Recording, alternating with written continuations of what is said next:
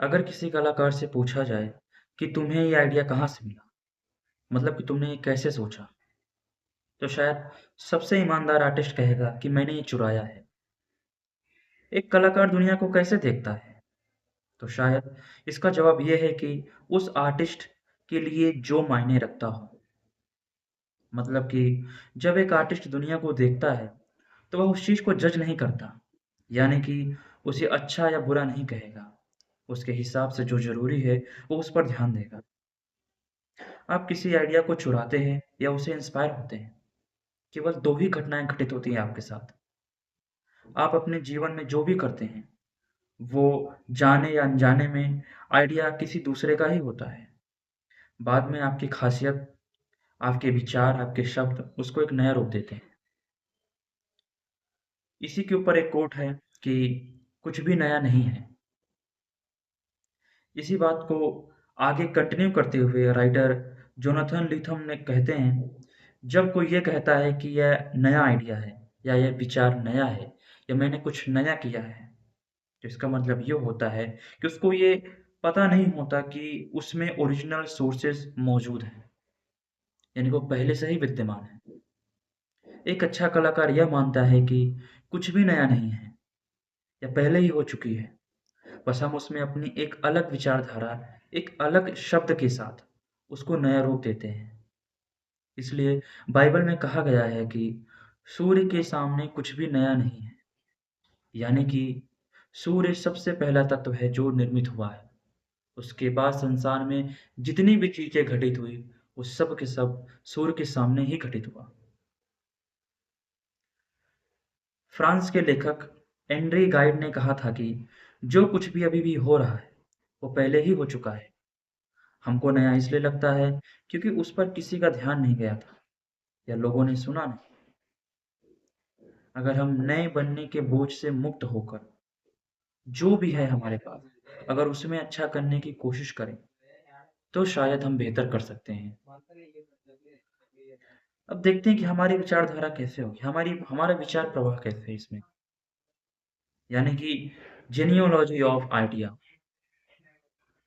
हम जो भी सोचते हैं, वो कई लोगों के विचारों का मिश्रण होता है, यानी संगम होता है। अब स्क्रीन में दिखाए जाने वाले इन लाइन्स के बारे में सोचिए। इन्हें गौर से देखिए और बताइए इसमें कितनी रेखाएँ हैं। तो शायद आप में से कुछ कहेंगे कि 2 रेखाएँ हैं, पर ऐसा नहीं है। अगर ध्यान दिया जाए तो इसमें एक स्पेस जो कि तीसरी रेखा है, यानी कि 1 + 1 = 3। बिल्कुल वैसे ही जैसे आप आपके माता और पिता, यानी आप उन दोनों के संगम से उत्पन्न हुए हो। इसलिए आपके विचार, आपके माँ-पिता और आपके पूर्वजों के विचारों का मिश्रण है। अब आते हैं कि आर्टिस्ट को किन बातों पे ध्यान देना है और किस पर नहीं। तो एक आर्टिस्ट चीज़ों को विकल्प विकल्प के रूप में देखता है और उसको चुनता है।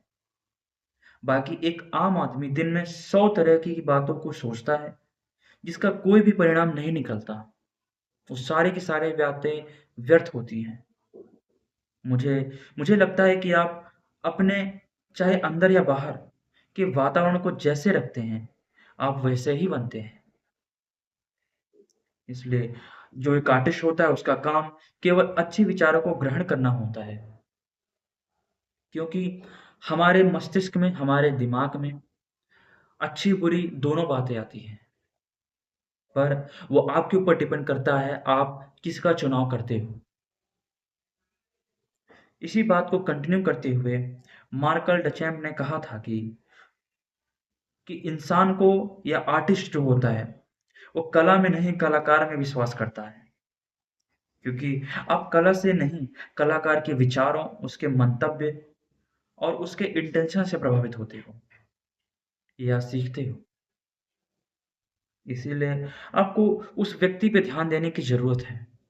उसने किस तरीके से बातों को सोचा, कितनी गहनता से उस बारे में स्टडी की। अब इसी बात को कंटिन्यू करते हुए आगे बढ़ते हैं। पहला, इसके बाद जो हमारा एक कोट आता है, वो आता है स्कूल योरसेल्फ।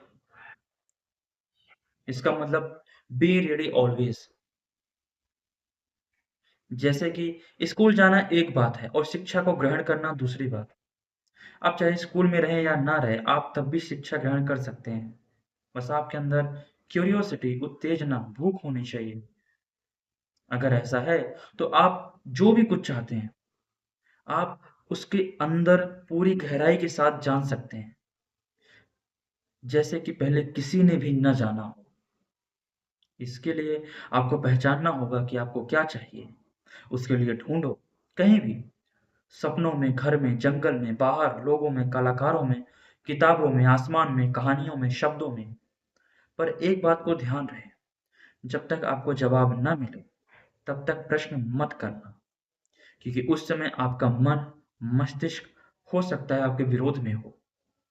जब आपको जवाब मिल जाएगा, यानी जब आप ये पहचान लोगे कि आपको क्या करना है, तब शायद आपके पास एक बेहतर, एक नया प्रश्न बनकर तैयार हो जाएगा।